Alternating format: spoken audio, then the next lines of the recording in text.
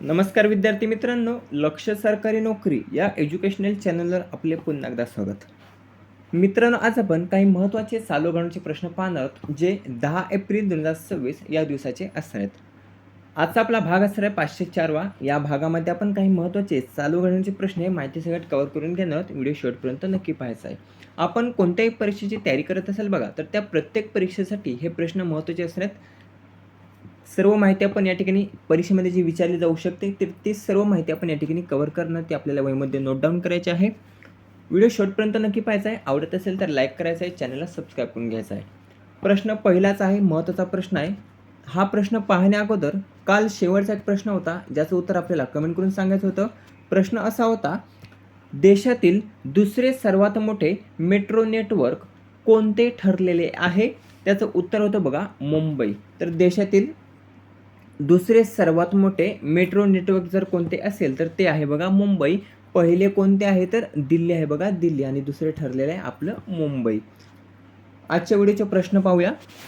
प्रश्न पहिला आहे, बिहारच्या मुख्यमंत्रीपदी कोणाची निवड करण्यात आलेली आहे किंवा बिहारच्या मुख्यमंत्री पदाची शपथ नुकतंच कोणी घेतलेले आहे? याचं उत्तर सांगण्या अगोदर बिहारचे मुख्यमंत्री कोण होते? नितीश कुमार. लक्षात ठेवायचं आहे, नितीश कुमार हे बिहारचे मुख्यमंत्री होते, ज्यांनी मुख्यमंत्री पदाचा राजीनामा दिला असून आता बिहारचे मुख्यमंत्री बनलेले आहेत पर्याय ड, सम्राट चौधरी.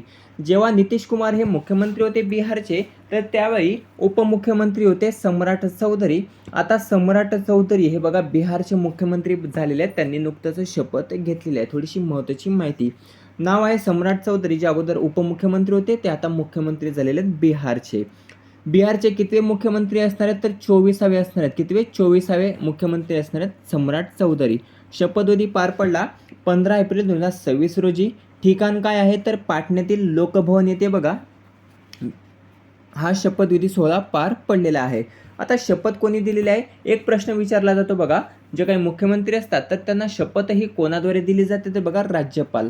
राज्यपाल यांच्याद्वारे बघा शपथ दिली जाते. सध्या राज्यपाल कोण आहेत बिहारचे तर लेफ्टनंट जनरल सय्यद अता हसनैन. सय्यद अता हुसैन हे बघा बिहारचे राज्यपाल आहेत आणि यांनीच त्यांना शपथही दिलेली आहे. बिहारचे पहिले भारतीय जनता पार्टीचे मुख्यमंत्री जर आपण पाहिले तर ते असणार बघा सम्राट चौधरी. जसं केरळचे पहिले महापौर बनले होते बघा BJPचे, तसंच इथे देखील प्रश्न विचारला जाऊ शकतो, भारतीय जनता पार्टीचे पहिले मुख्यमंत्री कोणते बिहारचे? तर आपल्याला उत्तर यायला हवं सम्राट चौधरी. सम्राट चौधरी हे भारतीय जनता पार्टीचे पहिले मुख्यमंत्री ठरलेले आहेत. लक्षात ठेवायचं आहे बिहार राज्यामध्ये. नितीश कुमार यांनी 14 एप्रिलला राजीनामा दिला मुख्यमंत्री पदाचा. त्यानंतर 15 एप्रिलला आता सम्राट चौधरी हे बिहारचे नवे मुख्यमंत्री असणार आहेत. बिहारची राजधानी काय आहे बघा पटना. राज्यपाल काय आहेत? सय्यद अता हुसैन. आणि मुख्यमंत्री झालेलं आता सम्राट चौधरी. वय आपण पाहिलं सम्राट चौधरीचं तर 57 आहे. 1990 राष्ट्रीय जनता दल RJD लालू प्रसाद यादव यांच्यासोबत होते. नंतर जनता दल युनायटेडमध्ये सामील झाले. 2014मध्ये JDU मधून 12 पेक्षा अधिक आमदारासह त्यांनी बंड केले आणि 2017मध्ये बघा ते भाजपमध्ये सामील झाले. केव्हा? 2017मध्ये. म्हणजे यांनी भरपूर पक्ष बदलले आहेत. BJPमध्ये केव्हा गेले तर 2017मध्ये गेले. 2023मध्ये बिहार भाजप प्रदेशाध्यक्ष ठरलेले आहेत. केव्हा? 2023मध्ये. 28 जानेवारी 2024 पासून ते बिहारचे उपमुख्यमंत्री होते NDA सरकारमध्ये. गृहमंत्री, अर्थमंत्री, शहरी विकास, पंचायत राज, आरोग्य, उद्योग इत्यादी महत्त्वाचे जे काही खाते आहेत बघा बिहार राज्याचे, तर ते त्यांनी सांभाळलेले असून 2025मध्ये बिहार तरापूर मुंगोर मतदारसंघातून बघा ते भाजपचे उमेदवार म्हणून विजयी झाले होते. थोडेसे महत्त्वाचे जर आपण तारखा लक्षात ठेवल्या ज्या परीक्षेमध्ये विचारल्या शकतात तर त्या या ठिकाणी आपण कव्हर करणार आहोत. 6 व 11 नोव्हेंबर 2025 बिहार विधानसभा निवडणुका पार पडल्या. NDAने जागा जर आपण पाहिल्या तर त्या 89 जिंकलेल्या आहेत. किती? 89. त्यामध्ये NDAच्या जागा 202 जिंकलेल्या आहेत. त्यामध्ये BJPने 89 जागा जिंकल्या आणि JDUने जिंकलेल्या आहेत 85. आणि त्यानंतर जेवढ्या काही जागा आहेत बघा तर त्या इतरने जिंकलेल्या आहेत ज्या NDAमध्ये आहेत. महागठबंधन जागा फक्त 35 जागा.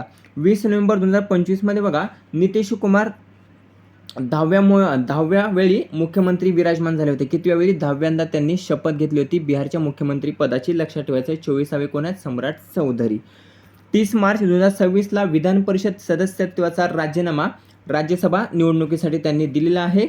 10 एप्रिल 2026ला राज्यसभा सदस्य म्हणून शपथ राज्यसभा उपाध्यक्ष CP राधाकृष्णन यांच्या हस्ते बघा शपथ ही देण्यात आली. 14 एप्रिल 2026ला राज्यपालांना राजीनामा सुपूर्द केला आणि 15 एप्रिल 2026ला सम्राट चौधरी हे बिहारचे मुख्यमंत्री बनलेले आहेत. झालं एवढं क्लिअर? हा झाला पहिला प्रश्न. एवढी माहिती आपल्याला कव्हर झालेली आहे जी परीक्षेमध्ये विचारली होते.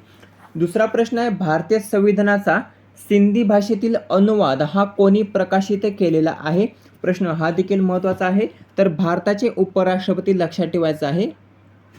आता उपराष्ट्रपती हे राज्यसभेचे पदसिद्ध सभापती असतात. लक्षात ठेवायचं. राज्यसभा जी असते बघा, तर राज्यसभेचे पदसिद्ध सभापती कोण असतात? तर उपराष्ट्रपती असतात. लक्षात ठेवायचं आहे. आता सध्या कोण आहेत राज्यसभेचे पदसिद्ध सभापती? तर CP राधाकृष्णन. CP राधाकृष्णन महाराष्ट्राचे राज्यपाल देखील राहिलेले आहेत. राज्यपालानंतर ते डायरेक्ट उपराष्ट्रपती झालेले आहेत आणि सध्या राज्यसभेचे ते अध्यक्ष आहेत. लक्षात ठेवायचं आहे. तर CP राधाकृष्णन यांनी जो बघा पर्याय भारतीय संविधानाचा जो काही सिंधी भाषेतील अनुवाद आहे बघा, तर तो प्रकाशित केलेला आहे. लक्षात ठेवायचं आहे. उपराष्ट्रपती CP राधाकृष्णन यांनी नवी दिल्ली या ठिकाणी भारतीय संविधानाचा सिंधी भाषेतील अनुवाद हा प्रकाशित केलेला आहे. तारीख आहे 10 एप्रिल. लक्षात ठेवायचं आहे. प्रकार जर आपण पाहिला तर द्विभाषी म्हणजेच वरती हिंदी इंग्रजी आणि खाली सिंधी अनुवाद. उद्देश काय आहे? तर सिंधी भाषिक नागरिकांना आपले अधिकार आणि कर्तव्य आपल्या भाषेतच समजणे सोपे होणे यासाठी बघा हे अनुवाद प्रकाशित करण्यात आलेले आहे. सिंधी भाषेबद्दल जर माहिती पाहिली तर संविधानाच्या 8व्या अनुसूचीत समाविष्ट करण्यात आली असून 22 अधिकृत भाषेपैकी ही सिंधी भाषा एक आहे. समावेश 21व्या घटनादुरुस्ती 1976 अंतर्गत बघा या भाषेचा समावेश हा करण्यात आलेला आहे. प्रश्न क्रमांक 3, कोणत्या विधानसभा निवडणुकीमध्ये प्रथमच नीला रोबोटचा वापर हा करण्यात आलेला आहे? प्रश्न हा देखील महत्त्वाचा आहे. तर नुकतंच बघा पुद्दुचेरी विधानसभा निवडणूक पर्याय पुद्दुचेरी विधानसभा निवडणुकीमध्ये बघा प्रथमच नीला रोबोटचा वापर हा करण्यात आलेला आहे. या अगोदर करण्यात आला नव्हता. रोबोटचं नाव आहे नीला रोबोट. काय? नीला रोबोट. लक्षात ठेवायचं आहे. 30 जागांसाठी बघा निवडणूक झालेली आहे पुद्दुचेरीमध्ये आणि त्या ठिकाणी या नीला रोबोटचा समावेश हा करण्यात आलेला आहे. उद्देश काय आहे? तर मतदारांचे स्वागत करणे आणि मतदान टक्केवारी वाढवणे हा यामागचा उद्देश आहे. निवडणूक आयोगाने प्रथमच मतदान केंद्रावर रोबोट हा तैनात केला ज्याचं नाव आहे नीला रोबोट. साडी घातलेला रोबोट मतदारांना आकर्षित करण्यासाठी आणि मतदान प्रक्रिया सोपी वाटण्यासाठी हा बघा तैनात करण्यात आला होता. प्रश्न 4 आहे. हा कालच्या व्हिडिओमध्ये देखील कव्हर झालेला आहे. आज पुन्हा एकदा कव्हर करणार. पुन्हा एकदा रिपीट झालेला आहे. काही हरकत नाही. आपली चांगली पुन्हा एकदा रिव्हिजन होऊन जाईल. प्रश्न काय आहे? तर 4था सायक्लॉन युद्ध अभ्यास 2026 हा कोणत्या 2 देशादरम्यान बघा आयोजित करण्यात आला? तर 4था सायक्लॉन युद्ध अभ्यास 2026 जर आपण पाहिला तर तो भारत आणि इजिप्त या 2 देशादरम्यान बघा आयोजित करण्यात आलेला आहे. याचं आयोजन जर आपण पाहिलं तर आयोजन हे बघा इजिप्त या देशामध्ये करण्यात आलेलं आहे. कोणत्या देशामध्ये? इजिप्त या देशामध्ये करण्यात आलेलं आहे. कितवी आवृत्ती आहे? 4थी आवृत्ती आहे. 2023 मध्ये बघा याची सुरुवातही झाली होती. केव्हा? 2023 मध्ये सायक्लोन युद्ध अभ्यासाची सुरुवात ही झाली होती. गेल्या वर्षी भारतामध्ये आयोजन करण्यात आलं होतं. यावर्षीचं आयोजन हे इजिप्त या देशामध्ये करण्यात येत आहे. प्रश्न क्रमांक 5,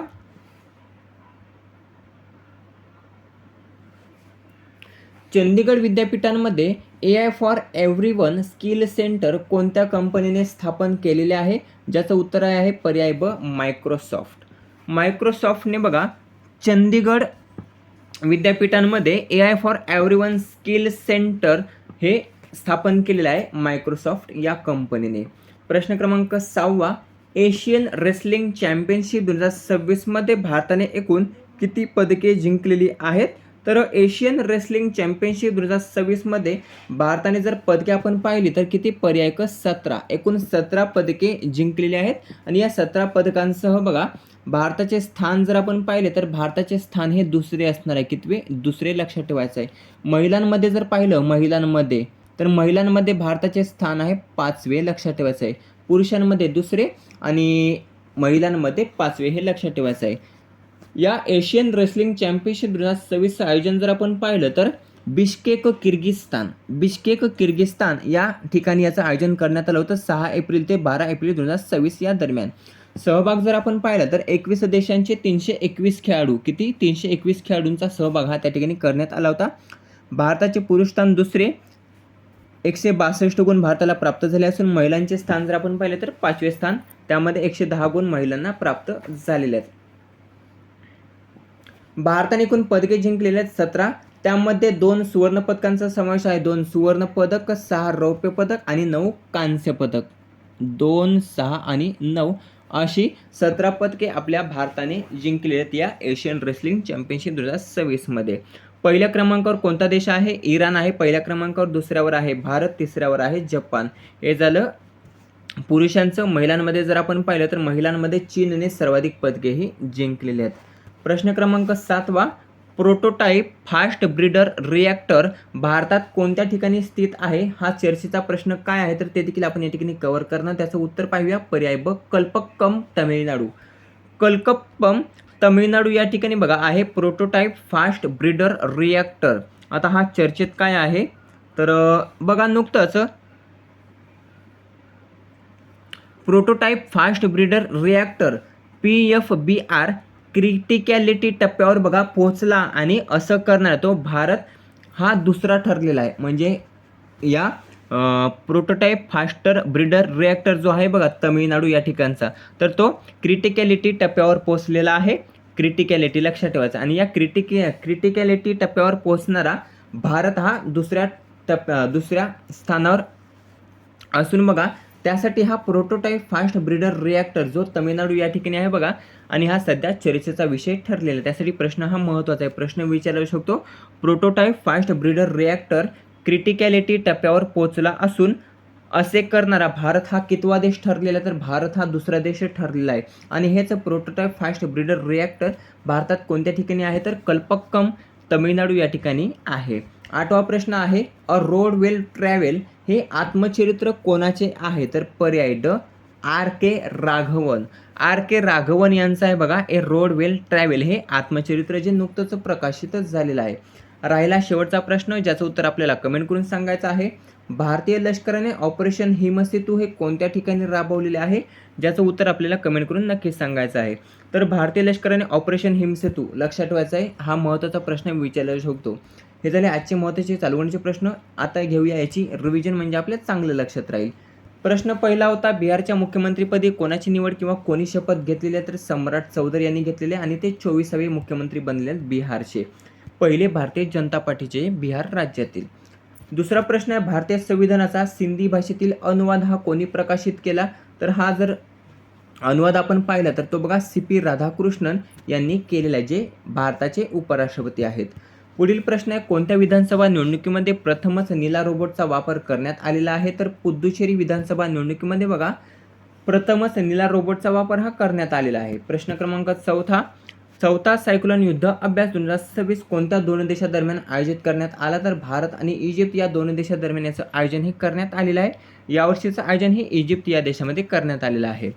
पुढील प्रश्न आहे, चंदीगड विद्यापीठांमध्ये AI for everyone skill centre कोणत्या कंपनीने स्थापन केलेले आहे तर मायक्रोसॉफ्ट या कंपनीने स्थापन केलेले आहे. 6वा प्रश्न आहे, एशियन रेसलिंग चॅम्पियनशिप 2026 मध्ये भारताने एकूण किती पदके जिंकलेले तर भारताने एकूण 17 पदके जिंकलेली आहेत या एशियन रेसलिंग चॅम्पियनशिप 2026 मध्ये. पुढील प्रश्न आहे, प्रोटोटाइप फास्ट ब्रीडर रिॲक्टर भारतात कोणत्या ठिकाणी स्थित आहे तर ते बघा कल्पक्कम तामिळनाडू या ठिकाणी स्थित आहे प्रोटोटाइप फास्ट ब्रीडर रिॲक्टर. पुढील प्रश्न आहे 8वा आणि शेवटचा प्रश्न, प्रश्न आहे, ए रोड विल ट्रॅव्हल हे आत्मचरित्र कोणाचे आहे तर ते आहे बघा R.K. राघवन यांचे आहे, लक्षात ठेवायचं आहे. राहिला प्रश्न शेवटचा, याचं उत्तर आपल्याला कमेंट करून सांगायचं. प्रश्न असा आहे, भारतीय लष्कराने ऑपरेशन हिमसेतू कोणत्या ठिकाणी राबवलेले आहे तर याचं उत्तर जास्तीत जास्त कमेंट करून सांगायचं आहे. हे झाले आजचे महत्त्वाचे चालवणीचे प्रश्न. व्हिडिओ कसा वाटला कमेंट करून नक्की सांगायचा. व्हिडिओ आवडल्यास मित्रांसोबत जास्तीत जास्त शेअर करायचा आहे. भेटूया पुढील भागामध्ये. धन्यवाद.